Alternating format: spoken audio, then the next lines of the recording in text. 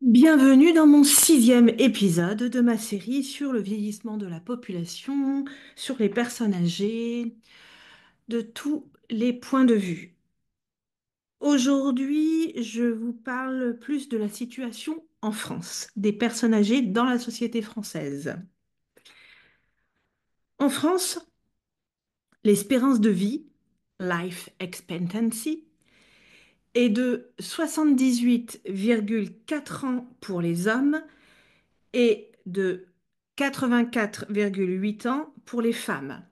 Ce sont les données de 2021. Les données data. Ce sont les données de 2021. En 2060, cette espérance de vie sera de 86 ans pour les hommes et de 91,1 pour les femmes. Donc, effectivement, une belle augmentation pour les deux sexes. Les personnes âgées de plus de 60 ans représentent aujourd'hui 15 millions de personnes. Il faut savoir que la population française aujourd'hui est autour de 68 millions de personnes. Donc, elles seront 20 millions en 2030 et 24 millions en 2060. On parle toujours des personnes âgées. Et le nombre des personnes de plus de 85 ans va passer de 1,4 million aujourd'hui à 5 millions en 2060. Ouais, c'est énorme. Mais quelque chose qu'on ne dit pas assez souvent, c'est que la majorité des personnes âgées vieillissent dans de bonnes conditions d'autonomie. La majorité des personnes âgées vieillissent dans de bonnes conditions. Les messages que la société nous envoie, c'est toujours avec une image de la personne âgée, avec son déambulateur, avec sa canne, avec ses problèmes d'audition, où alors elle est assise, elle est tenue par le bras, elle a des problèmes de fuite urinaire, elle est, elle parle que d'elle, elle parle de ses maladies. euh, Bon, là, on parle de dépendance quand on parle des personnes âgées. C'est toujours un peu sous cet angle qu'on aborde la personne âgée en général dans les médias. Et alors que la réalité, c'est que la grande majorité des personnes âgées vieillissent dans de bonnes conditions. C'est ça la réalité. On a une tendance à l'oublier, hein. Donc, même avec des termes comme EHPAD, établissement d'hébergement pour personnes âgées dépendantes, on associe toujours l'âge à la dépendance, alors que c'est une minorité des personnes âgées qui le sont vraiment. Donc, s'il y a quelque chose quand même à retenir, c'est ça, hein, c'est que la majorité des personnes âgées vieillissent bien et ne sont pas dépendantes. Seuls 8% des plus de 60 ans sont dépendants. Seuls 8% des plus de 60 ans sont dépendants. Et seulement une personne sur cinq de plus de 85 ans. Seulement 20%. Une personne sur cinq. Donc c'est loin, loin, loin d'être la majorité. L'âge moyen de la perte d'autonomie est autour de 83 ans. C'est une moyenne, hein, bien sûr. Donc, vous avez aussi bien des personnes qui ont eu des gros soucis de santé beaucoup plus jeunes et les plus âgées. C'est une moyenne. Aujourd'hui, on compte 1,2 million de bénéficiaires de l'allocation personnalisée d'autonomie, hein, ce qu'on appelle l'APA. Euh, pour des personnes à domicile dans 60% des cas et pour des personnes dans des établissements à dans 40% des cas, pardon. 4,3 millions de personnes aident régulièrement un de leurs aînés, une personne âgée dans leur entourage. Ça peut être père, mère, ça peut être aussi peut-être frère, sœur. Et parmi ces personnes, 2,8 millions apportent une aide à la vie quotidienne à une personne âgée qui est à domicile, qui vit à domicile. 62% des aidants familiaux sont des femmes. Alors j'avoue que ce chiffre m'a un peu étonnée parce que j'avais l'impression que ça allait être beaucoup plus. J'aurais pensé 75% des aidants familiaux, mais pas seulement 62%. Donc 62%, bien sûr, c'est toujours la majorité par rapport aux hommes, mais c'est seulement 62% des aidants familiaux qui sont des femmes. Donc 38% sont quand même des hommes, hein. Donc c'est vrai que quand je regarde globalement autour de moi, ce que j'observe, c'est rarement le cas d'hommes, mais peut-être plus effectivement quand il s'agit d'un couple de personnes âgées, comme les femmes ont plus de démence, ont plus ce type de maladie ou des maladies neurodégénératives. Peut-être dans ce cas-là, c'est le conjoint homme qui est plus présent. Les personnes âgées sont plus de 5 millions à être dans un milieu associatif. Donc, tout le travail qui est représenté, qui n'est pas payé, qui est non rémunéré, puisque c'est du bénévolat, est assuré essentiellement par des personnes plus âgées. Et c'est la même chose dans le soutien dans la famille. Alors souvent, ça peut se faire sous forme de temps, mais aussi d'argent. Peut-être des grands-parents qui gardent leurs petits-enfants, qui vont faire des courses, qui vont aider beaucoup plus. Ça, c'est très courant encore aujourd'hui, notamment en France où les retraités actuels sont plutôt privilégiés et mieux payés euh, on va dire, la moyenne de la population active. C'est la situation actuelle. Je vous avais dit que je reviendrai sur l'histoire des retraites, hein. Classiquement, on dit, ben, pour sauver notre système de retraite, il faut soit que les personnes partent plus tardivement à la retraite, soit qu'on paye beaucoup plus de taxes, soit les deux. Ça, c'est toujours les mêmes solutions qui reviennent, alors qu'il y a plein, plein, plein, plein d'autres solutions, mais on n'en parle pas et on fait comme si elles n'existaient pas. Pourquoi? Parce que c'est tellement plus facile de taxer et puis de changer un âge de départ à la retraite. Ça va beaucoup plus vite, c'est beaucoup plus rapide. C'est ce qu'a fait Macron contre 70% des Français, contre l'avis de 70% des Français. Il a, euh, bien sûr, pas directement, mais en tout cas euh, avec un Parlement qui lui était plus favorable ou un 49.3 fait passer la réforme des retraites, même si la majorité de la population était complètement opposée, en faisant croire qu'il n'y avait pas d'autre solution, ce qui est bien sûr complètement faux. Alors, quelles sont les autres solutions, hein, à part les solutions classiques? Il faut savoir que on prévoit que notre système de retraite va être à environ 6 milliards de déficit. Moi, j'ai connu une sécurité sociale où on nous parlait de presque 200 milliards de déficit, hein. Là, il y a 6 milliards de déficit pour la retraite. Alors, ce qui est vrai, pardon, et il faut le reconnaître, c'est que en général, on ne cotise jamais à hauteur de ce qu'on reçoit, hein, en moyenne.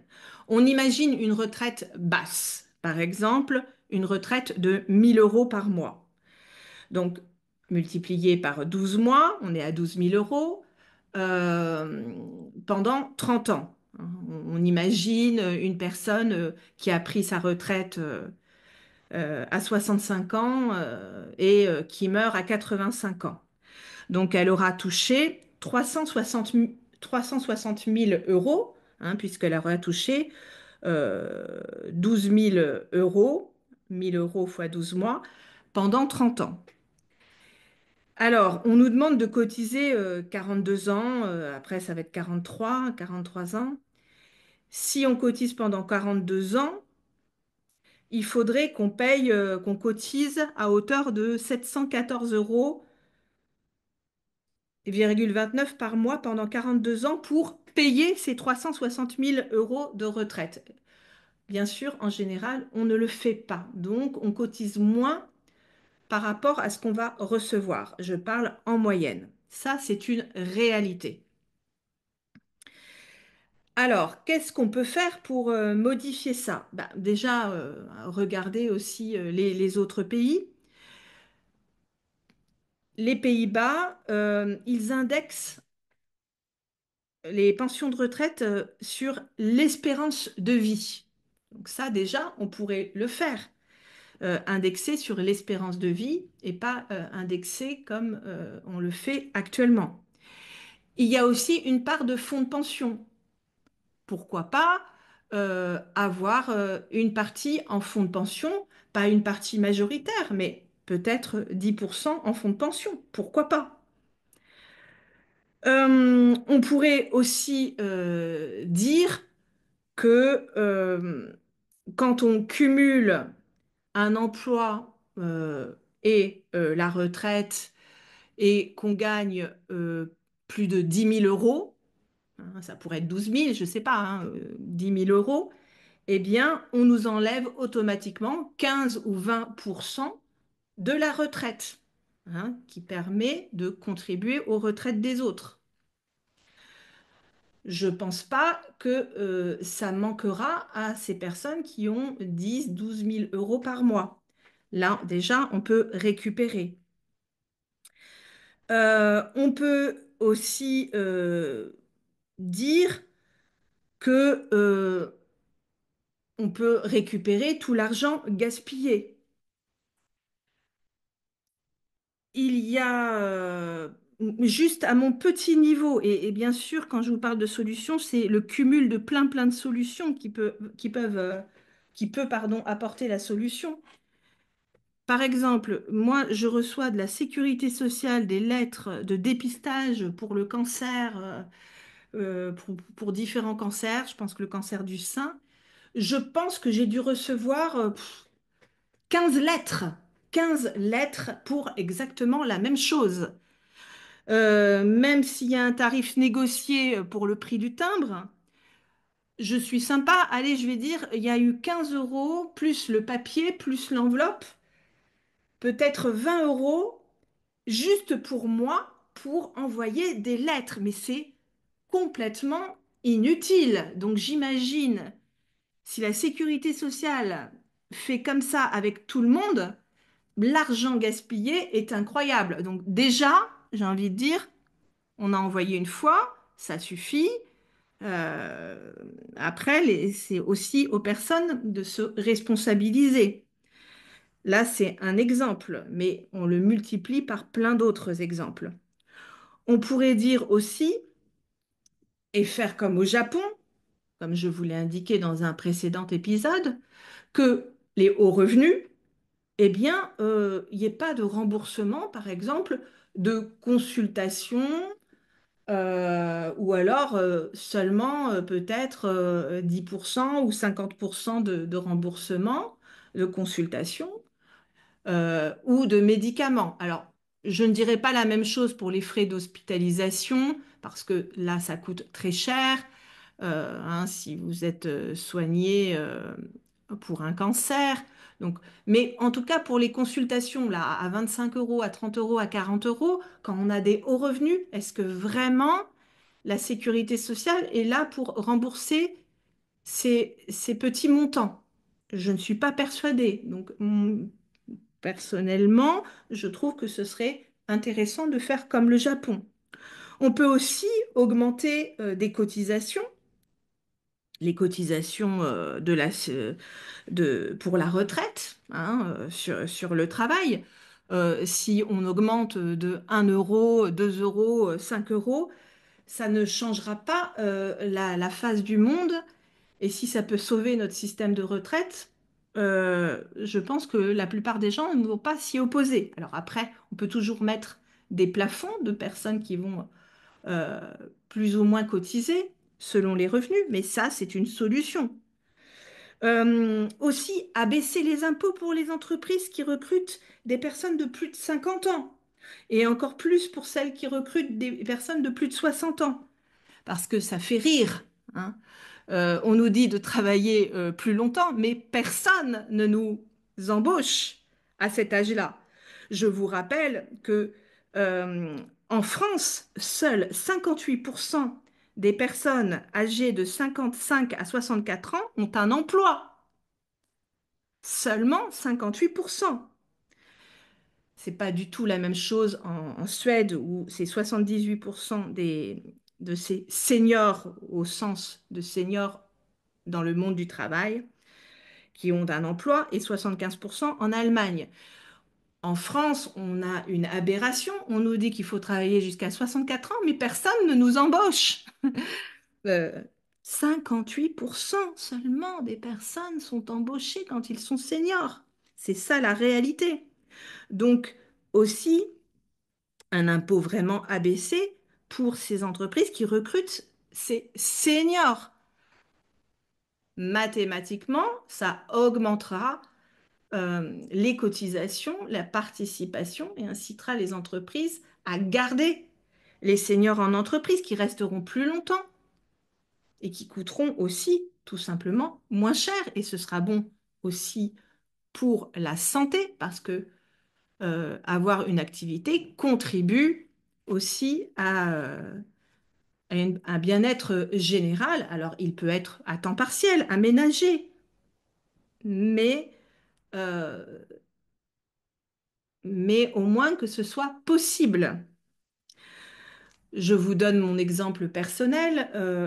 Moi, avec cette réforme, alors que j'aurai à 62 ans cotisé 42 ans, je vais devoir attendre 2 ans de plus, donc cotiser l'équivalent de 44 ans pour pouvoir bénéficier de ma retraite à taux plein, ce qui est profondément injuste.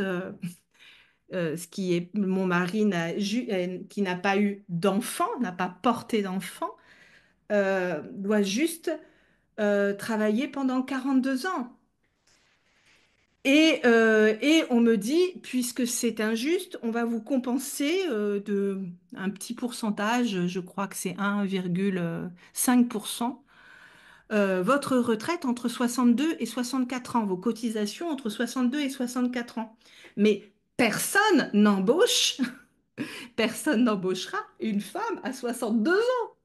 Donc, bien évidemment, l'avantage pour compenser la discrimination, c'est un avantage qui n'existe pas dans la réalité. Il ne suffit pas de traverser la rue pour trouver du travail, et encore moins quand on est une femme et qu'on a 62 ans. Donc la priorité, c'est que vraiment les personnes puissent travailler déjà jusqu'à l'âge de la retraite qu'on octroie, ce qui n'est absolument pas le cas en France. Ensuite, pourquoi pas instaurer une taxe sur les vols d'avion internes? Si je prends un avion, si le billet il est à 5 euros de plus, c'est pas ça qui va m'empêcher de prendre le billet. Et pourquoi pas que cette taxe serve à sauver les retraites? Aussi, on peut faire la même chose sur les jeux d'argent. On sait que même en cas de crise, quand les gens n'ont pas d'argent, ils continuent à jouer aux jeux d'argent. Pourquoi pas une partie de ces taxes sur les jeux d'argent, sur les casinos, reviennent pour alimenter notre système de retraite. On peut aussi penser à la taxe sur les assurances habitation ou sur toutes les assurances euh, obligatoires. On sait que, par exemple, dans notre assurance habitation, il y a une partie du paiement qui va pour alimenter un fonds pour les victimes d'infractions ou pour les victimes de terrorisme. Pourquoi pas qu'il y ait 1 euro aussi pour alimenter notre système de retraite. Donc, vous avez vu le nombre d'économies déjà que j'ai réalisées, ils sont assez importants. Alors, bien sûr, c'est beaucoup plus compliqué de faire ça que de dire, allez, on augmente, on taxe et hop, et après, on rallonge l'âge de la retraite. Mais en tout cas, c'est possible. Ce que je n'aime pas, c'est qu'on nous dise qu'il n'y a pas d'autre solution. Ça, c'est insupportable parce que ce n'est pas vrai, tout simplement. Ensuite, par exemple, on peut lire aussi les rapports, tous les rapports de la Cour des comptes, le nombre de gaspillages incroyables qui existent. Bah, déjà, si on arrêtait le gaspillage et si on récupérait l'argent qui est dû, aussi tout ce qui est fraude fiscale. Donc, par exemple, j'ai vu aussi dans le rapport de l'IGAS, hein, c'est l'Inspection générale des affaires sociales. On estime qu'il y a environ 3 millions de cotisations sociales qui ne sont pas récupérées du fait d'un accord avec la Suisse, entre la France et la Suisse, pour des cadres qui bénéficieraient du droit français, mais qui seraient exonérés des cotisations sociales. On perd 300 millions comme ça, et c'est normal. Bah, déjà qu'on les récupère et qu'on mette fin à cet accord. Aussi, comme le propose Bill Gates, pourquoi aussi ne pas taxer toutes les entreprises qui fonctionnent avec des robots ou qui sont dans un mode automatisé, puisqu'ils font un travail, hein, même si ce sont des machines, ils réalisent un travail. Pourquoi ce travail il n'est pas soumis à cotisation? Alors que quand c'est un humain qui réalise ce travail, c'est soumis à cotisation. Eh bien, il devrait y avoir une taxe aussi pour ça, parce que un travail est réalisé. On peut aussi, même si ce n'est pas passé, faire des taxes sur les super profits, hein, les super profits conjoncturels. Hein. Pendant la Covid, il y a eu de gros super profits qui ne sont pas dus à des manœuvres de stratégie, mais juste à la conjoncture. Bah, on n'a pas été à taxer ces super profits. Pourquoi pas? C'est de l'argent qui tombe du ciel. Alors on peut taxer l'argent qui tombe du ciel.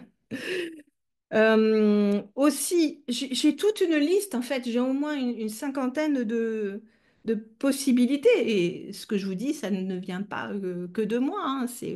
C'est bien sûr, j'ai lu beaucoup de personnes qui ont travaillé sur ces sujets. On peut aussi peut-être comme on a une grande pénurie de logements, et ça c'est un problème qu'on retrouve dans tous les pays, en tout cas occidentaux, mais peut-être aussi ailleurs, eh bien se dire que une personne âgée qui louerait moins cher une de ses chambres, peut-être moins 40%, pourrait bénéficier d'un complément retraite en échange.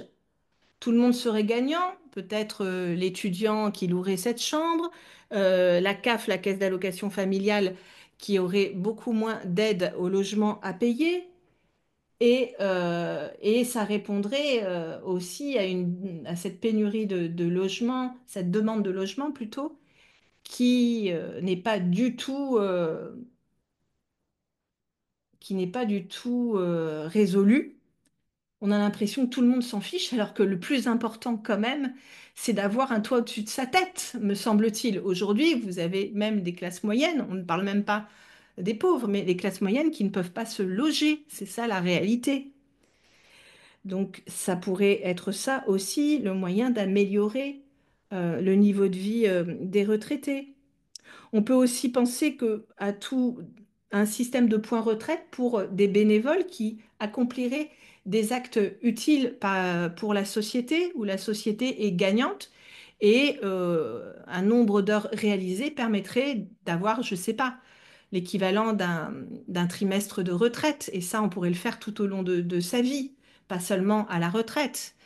Mais bah, peut-être que si on fait de la lecture, on aide plusieurs enfants et peut-être plus ceux qui sont en difficulté à venir lire dans les écoles primaires ou dans les écoles maternelles, et qu'en échange, cette personne peut avoir un équivalent de points retraite, bah, c'est toujours gagnant pour la société. On aura des élèves qui s'exprimeront mieux, qui auront moins peur de l'écrit, qui s'en sortiront mieux. Hein, comme dit le petit adage, un enfant qui lit, c'est un adulte qui pense. Quoi d'autre? Il y a aussi tout ce gaspillage. On a tous été euh, dans des établissements publics ou dans des grosses entreprises et on a tous constaté un gaspillage insensé. Donc, je sais pas, il n'y a même pas 2 semaines, j'étais dans une salle communale, le chauffage était à fond. Et on se dit, toute la nuit, il est resté là. Les lumières qui restent pendant des heures. Alors, il y a peut-être quelqu'un qui va venir éteindre tout ça, mais le gaspillage est incroyable. Et ça, on l'a tous constaté. On a tous constaté aussi, quand on a travaillé dans des grosses entreprises, dans des grosses structures ou dans des administrations, plein de décisions à la con, hein. Excusez-moi l'expression, mais on l'a tous constaté. Des choses complètement débiles, où tout le monde se dit, oui, c'est vraiment débile. Mais comme personne n'est payé pour résoudre ce problème, le problème persiste et tout le monde s'en fiche. Je me souviens d'une personne, c'était pas spécialement en France, mais qui me disait, je vais faire une formation en ligne avec une université et l'université a exigé que j'ai une attestation d'un médecin pour dire que j'ai été vaccinée. Alors, bien sûr, cette personne dit, mais c'est un peu idiot, puisque c'est une formation en ligne. Le personnel de l'université a dit, ah oui, vous avez parfaitement raison, c'est complètement idiot, mais c'est comme ça. Voilà. Donc, des choses comme ça, on en a constaté plein à l'appel. Donc, ce serait bien de demander à toute personne dans une grande organisation, mais aussi dans les grandes entreprises, de dire qu'est-ce qui est complètement débile et qui pourrait être supprimé et comment on pourrait faire autrement. Parce que les fonctionnaires, ce sont les premiers à voir la débilité de tout ça.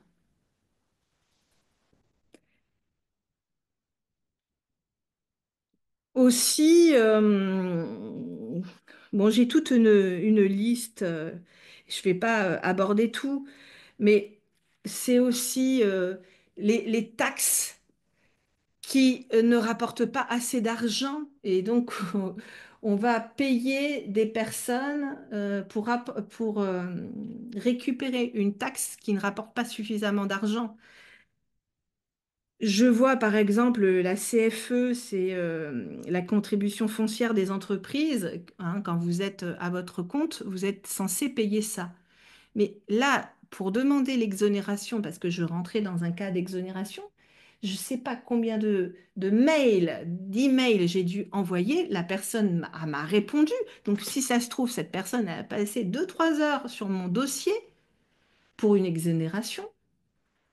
C'est complètement débile. C'est peut-être plus simple, plutôt que de lister plein, plein, plein de cas et de niches d'exonération. C'est pas plus simple de dire si on gagne, on déclare moins de temps.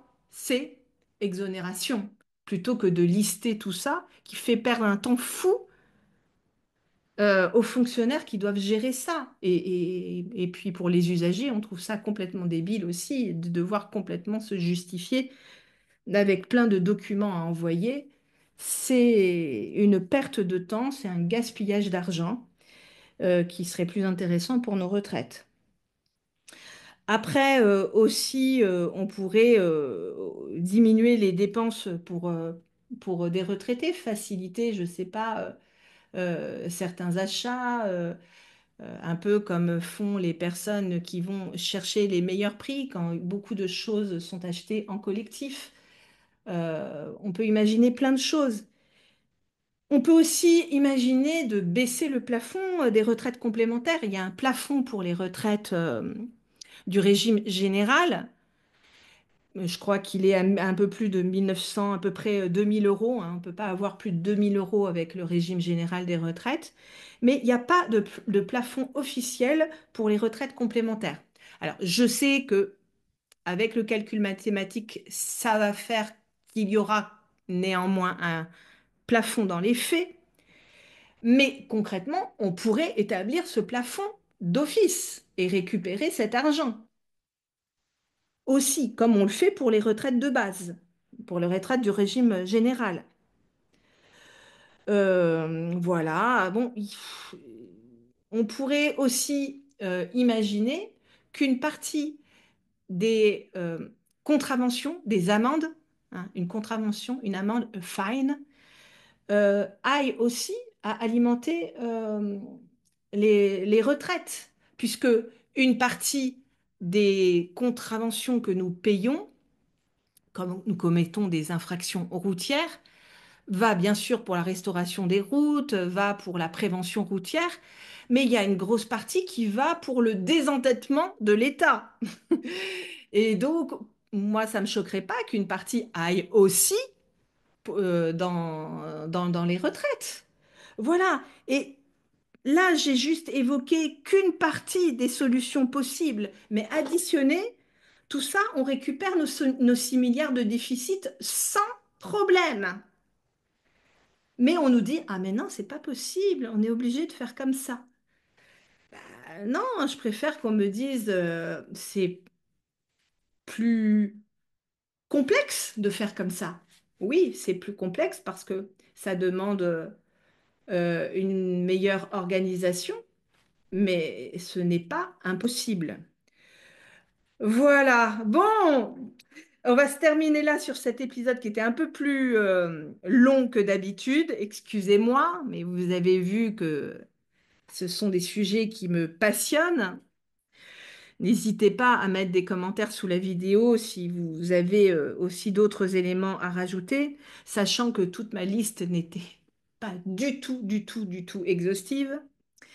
Et dans le septième épisode, on commencera à aborder le côté gériatrique, c'est-à-dire la médecine de la vieillesse, la médecine des maladies de la vieillesse. Quel suspense! Donc, je vous dis à bientôt pour notre septième épisode. Salut!